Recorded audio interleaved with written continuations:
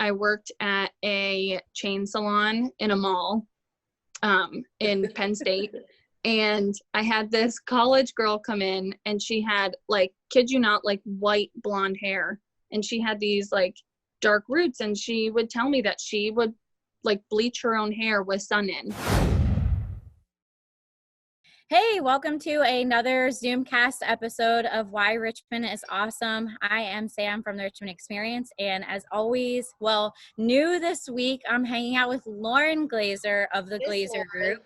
What's going on? And Lauren and I are chatting with Lauren from 1213 Hair Studio, and we're so excited to have you on today. Thank you so much for coming in. I'm so happy to be here. Thank you for chatting with us. We've been talking with some local businesses about what they do and how they've been affected by COVID. And so we just wanted to take a couple minutes this afternoon to check in with you and see how things are going. Maybe you could tell us a little bit about 1213 Hair Studio and then how things have been going since COVID came. I mean, it's been absolutely nuts. 1213, Kelly is just amazing in general, and I feel like she really just took care of us completely and made us all feel very like calm as we could be throughout this. Kelly is the owner of 1213. Yeah, Kelly. She's had the business for 10 years now, and so I feel like she knows her stuff. So as soon as this hit, obviously I feel like no one really knows what they're supposed to do. I'm not a business owner, but I feel like as a business owner, you would have no idea what to do with this. And she really was like, okay, this is what we're doing from here on out. And we have like weekly FaceTime calls with everyone. So she keeps us up to date on pretty much anything. Sometimes we're just sitting there talking. Like today we actually had a themed FaceTime of Tiger King. Great. So for anyone who follows me on Instagram, you could see a wonderful sneak peek of me this morning. But no, I mean, with the salon, we stopped as soon as they said we're not supposed to work anymore. So we did stop.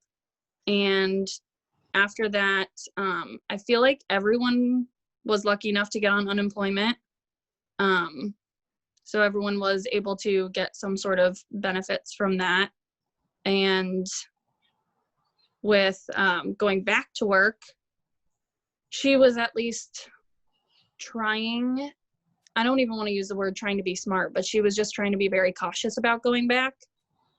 So we said we were going to go back June 1st. And I mean, I feel like it's kind of like, who knows if that's really even the date that we go back at this point. But she's been the one who's been calling everyone and texting all clients, and like I literally give her so much credit for dealing with that aspect of this because I can't imagine. You guys have a lot of clients daily. I mean, that's probably hundreds of phone calls at this point that she's had to make or cancel and reschedule and things like that. Yeah. So like me alone, I feel like my books are like, we'll say two months out, right? So she was calling my clients from 2 months ago to reschedule them, and now to put them in the good time frame, it's been like chaotic. But everyone I feel like has been pretty easy with it for the most part, which has been good. But she also has 8 other stylists that she's doing this for, not just me. So it has been a little crazy, but we're trying to base it off of the order of the people that we had to cancel. So basically what she found was the easiest is to call day by day each person. So not like, oh, your appointment is May 25th. Let me call you today and cancel. She pretty much calls on the day. She texts and sends a phone call, and then people are able to call or text her back, whatever is easiest, because some people are working from home, some people aren't working, so it's kind of what's easiest for them. And then she also has the email up and going for people to email her as well, because she can't go to the salon, or the salon phone can't connect to her, I guess. So that was like the easiest thing that she's found. So basically she's just going day by day, calling everyone, rescheduling, and kind of trying to make it as easy as a transition as it can be. But it's definitely been insane. And so Lauren and I both come and get our hair done by you at 1213. Yes. But for people who may not be as familiar, can you talk a little bit about like the salon and where it's located, and how many folks work there, and kind of the services that you guys provide? Yeah, so we are just a hair salon. So we don't do any other services besides hair. And we are on Main Street, right by VCU, right by Lamplighter. And we have 8 chairs. Yep, we have 8 chairs, and we have 2 receptionists. And we have, I think one of our stylists is just part-time right now. So I think it's like 9 stylists altogether. And like I said, Kelly has had the salon for 10 years. I feel like it is a very modern, you know, higher end salon. It's And I've been inside. there. I just love the salon. It's so pretty. Yeah. She does such a good job at it. And she actually told us that we're going to be coming back to some surprises. Ooh, So like, that's fun. I'm like dying to know what we're coming back to. So that makes me excited. And Lauren but yeah, is, I kind of know her as like the queen of blondes. Like if you have blonde or want blonde, she is your girl. But she has said that she likes to do brunettes and other stuff too, but that's, yeah. I love blonding. She's good I don't at even know how, I really don't. I say this to everyone who's new that comes to my chair, that they're like, you only do blondes, right? And I'm like, I don't really know how that ever became like I only do blondes, but I love blonding. I like changing, and I just like coloring. Coloring is my thing. And I just think after I post so many blondes that's all that come to see me. Yeah. Which I don't mind at all. I like brunettes. I like anything, but so it's just is funny. the first thing that somebody could do right now is to dye their hair on their own with a box dye? So everybody wants to know what to do right now. Oh my God. Help us. Yeah. Nothing. She's probably like, do nothing. Right? Don't touch your hair. No, I mean, I can't even say that because I've done my hair since we've been out. Well, even though I'm a professional, that doesn't change how well it can or cannot be. You know, okay. Like you can't see it right now, but like I have like very orangey roots going on right now. I put a lot of dry shampoo in, so you can't really see them. That was another question. How much dry shampoo is too much dry shampoo? Because I'm definitely not. The limit does not exist. Washing my hair every day. So what was it? What did you say? I don't wash my hair. I said the limit does not exist. Oh, thank God. Yes. That's exactly what I wanted to hear. Before this, I didn't wash my hair that much anyways. And now this, I'm just like, how many days is too many days to not wash my hair? I don't know, but. Agreed. If I can't remember the last time I washed my hair, I assume it's time to wash my hair again. Right. Yeah. It's like, oh, I don't know when the last time I did this was. So probably. When did I shampoo last? No idea. Yeah. But color wise, I have been telling people that if they want to do something, that I can suggest like a fun color depositing conditioner, because I did pink and that lasted me 2 washes. Like, so that's temporary. It doesn't mess like with something it at all? temporary. I've had clients that have asked me if there was like some sort of like box blonde that they can try, and that is something I can never recommend. If a client of mine colors their hair like darker, obviously I'm not going to kill them, but I always just say it's going to be a lot to get back to whatever you were at.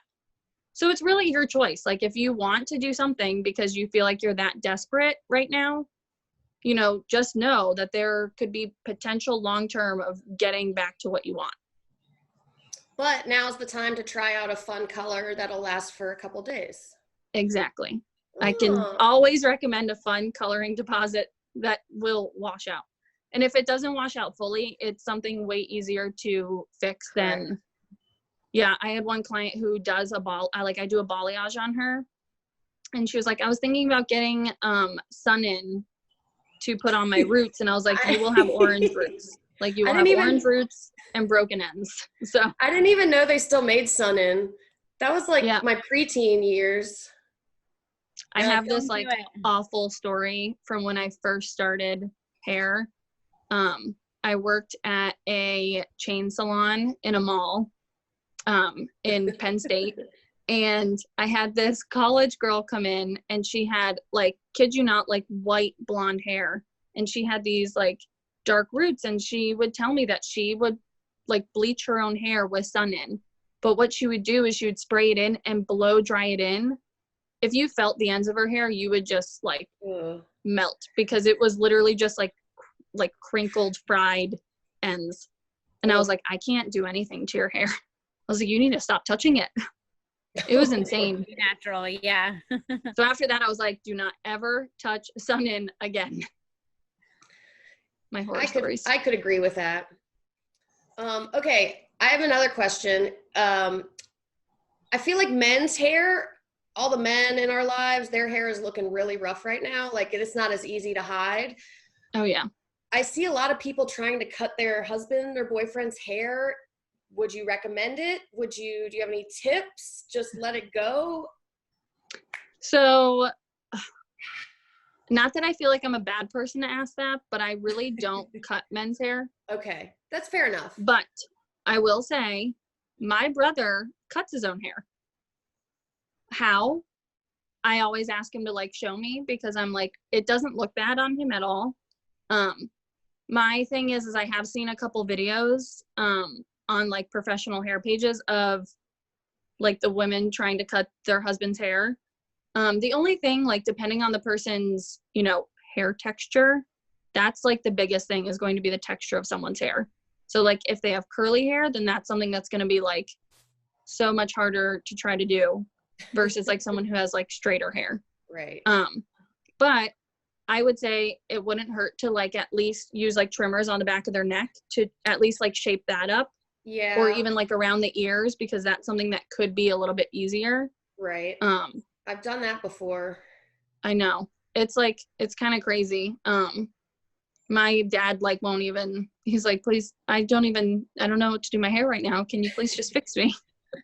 And now I feel like you have the people that are like, I'm just going to let it grow really wild. And they're just like, I'm in quarantine, and like, it's basically no shave November for all of the quarantine. And then you have people that are like, my husband, that's like, I hate hair.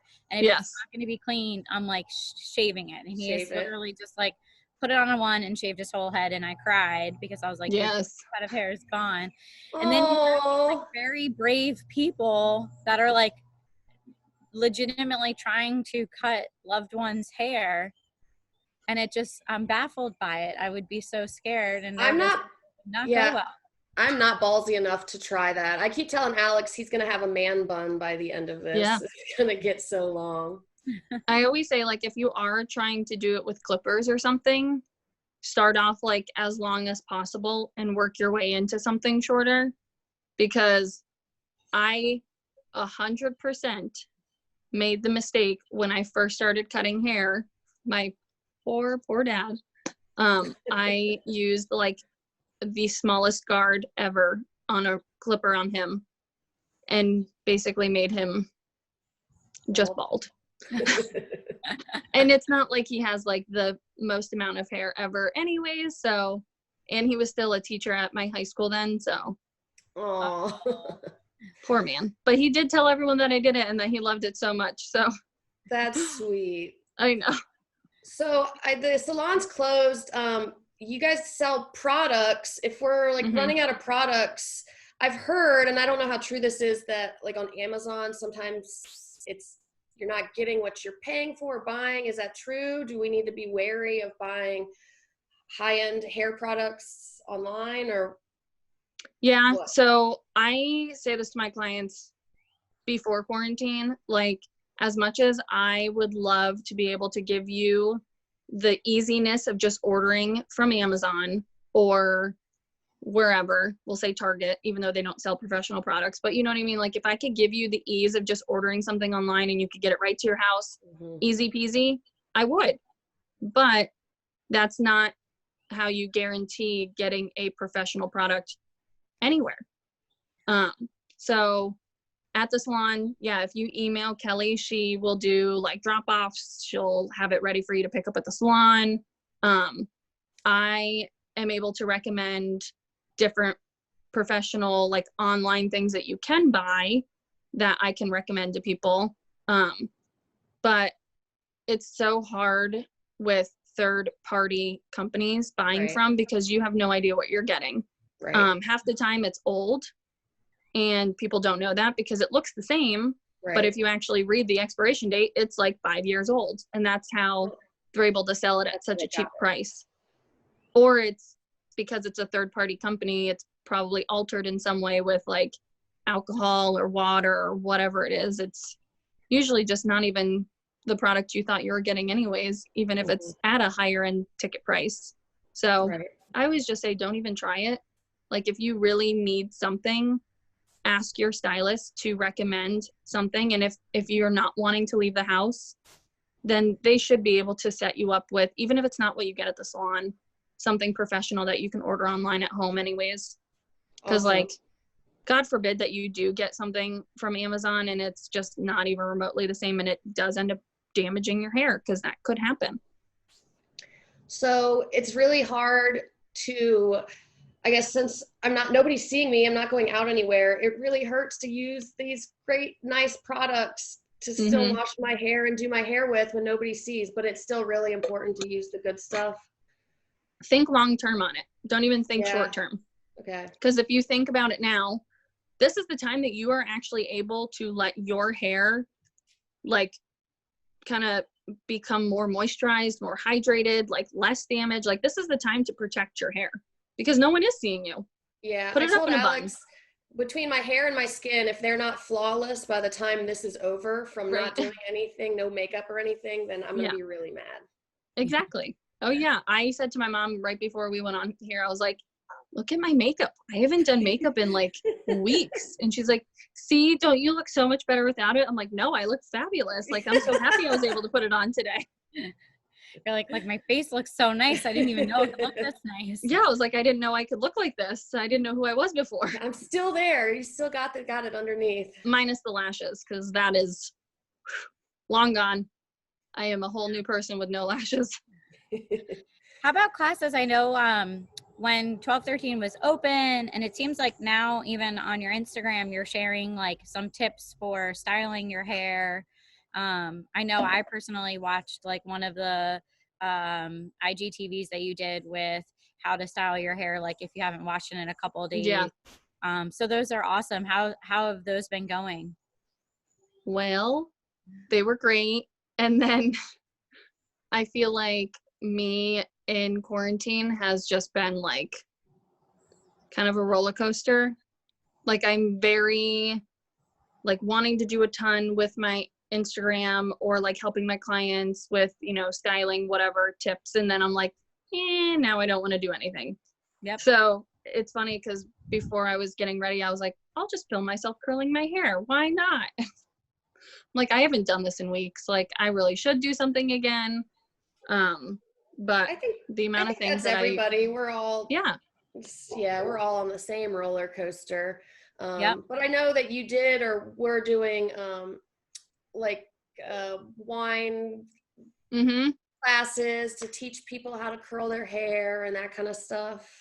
Yeah, I think I'm gonna try to do another one, but because I did get Zoom so that I can have a huge group of people on it. So I think I'm just gonna try to get like a big party together and try to do one last one before we get out of quarantine. Cool. Well, give us the details. We'll promote it as well for you or throw it out there. Oh yeah. That sounds It was fun. I like being able to do that for my clients, but yeah, I feel like it's just such a weird time to like even try to be inspired. Like, I actually brought home a mannequin and a mannequin stand. I brought home color. I was like full force, like, I'm going to do tutorials on my highlights and blah, blah, blah. And I'm like, nope. Yeah. Nope. That's okay, none of it. You know? I know. That's what I had to tell myself. Like, if I want to do it, I'll do it. If I don't, like, it's not the end of the world. Yeah. I'm Well, there to we're answer my really- questions for my clients. So that's been like all I could be. Yeah, well, I'm sure a lot of people are DMing like, help, what do I do? Yes. Yes. I was going to say, I know I'm personally keeping my fingers crossed for you guys and for everybody to really be able to kind of safely start opening things. You know, safely obviously being the key word there, but we'll certainly keep our fingers crossed for you guys to open on June 1st. And I know you'll be keeping us posted by social media and letting us know.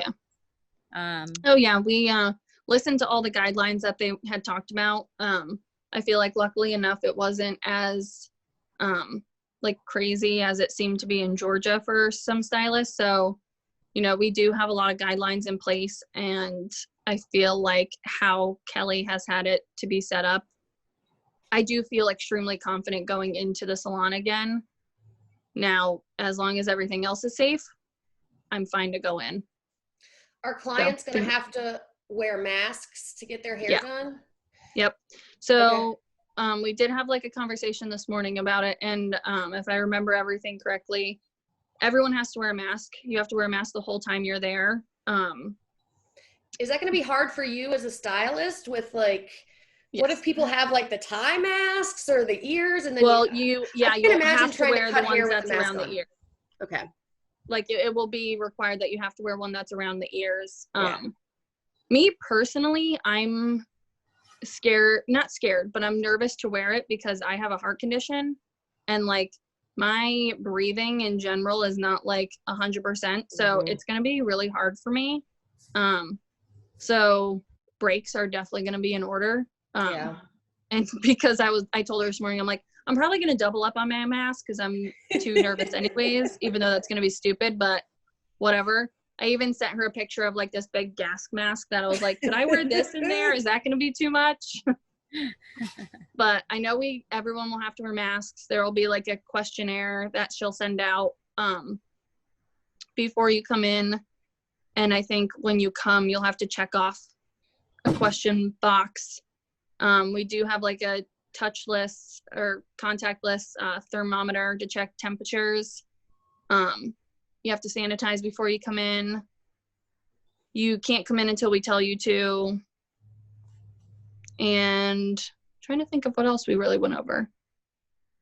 Yeah, I mean, and we have like times set in between everyone coming in and leaving for sanitizing everything. Yeah. So we've been all stocking up on everything that we need. So I feel like we're going to be good, but we did change like our hours so that we won't have full staff in the salon at a time. So like so everyone will be staggering. So we'll be able to have like the 6 feet between the stylists and clients, and then time wise we won't have everyone in at once, so we should be good. Yeah, it's definitely gonna be different for everybody, but that sounds like it's expected. I mean, yeah, sounds like as good as it's gonna get, I guess. Yeah, all the precautions and stuff. So cool. Well, Sam, I think that's it. I mean, it sounds like you guys are really getting things in place, and we're happy to hear that, you know, the team was able to really weather through it, and we're keeping our fingers crossed that you're able to open soon. But I don't think I have any more questions. We're just looking forward to getting back into the salon where you are. Oh my God, I know. Is the email for like ordering products or anything on the website? Is that how we should, like, if I need anything for Kelly? I believe it's on the website, but if not, it is 1213hairstudio@gmail.com. Okay. Cool. And we do have someone that runs our social media, so you can always message the social media account if, God forbid, nothing was going in, because they'll direct everything to Kelly. But yeah, she has been trying to stop in the salon a little bit, so she will try to listen to the voicemails, but I mean, it's like overloaded right now. But yeah, email has been the best contact for anything that you need. Awesome. And like I said, even if my clients or anyone needs to message me about anything, like I always forward everything to Kelly. She probably gets annoyed with me, but it's okay. That's awesome. Cool. Well, thank you for being here, and thanks for having me. I really will fun. probably Really so still not try to cut Alex's hair, but Yeah. I'll let you know if I do. Hey, I We're can. close. If everybody try can help. wait maybe 2 weeks, we're almost at the finish line. So Oh my God, I know. if Yeah, you're but then watching this and you're considering everybody cutting can't hair, get don't cut. do it. Right. Yeah, everybody Don't can't color go your in hair. 2 Don't cut weeks. your hair. Yeah. Exactly. Thank you, Lauren, so much for taking the time. Thank you. I appreciate it. Hope to see you guys soon. Same. Bye. Thanks for listening. Why Richmond is Awesome podcast is hosted by Sean and Sam Kanipe of the Richmond Experience and Lauren and Alex Glaser of the Glaser Group Realtors. It is produced and edited by Miles AG Productions. Our theme song is RVA All Day by No BS Brass Band. Please rate us and leave a review on iTunes or wherever you listen to podcasts. And follow us at whyrichmondisawesome.com and on Instagram at The Richmond Experience and at Why Richmond is Awesome.